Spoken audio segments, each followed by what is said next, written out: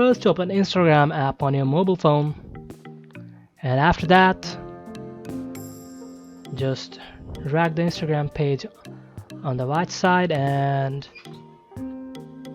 you'll see the camera popping up, and after that you'll see drag the cursor on the left side of the screen. You'll see many cool filters popping up, and if you just keep going and hovering around your cursor on the left side, you'll see a search icon popping up,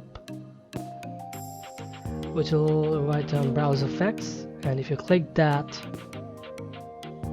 you can just search for the filters you want to search effects by typing the name of the filter on the search effects panel.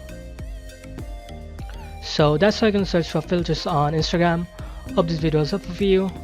If you find this video helpful, then make sure to like this video, share this video, and subscribe to the channel. Have a nice day and peace.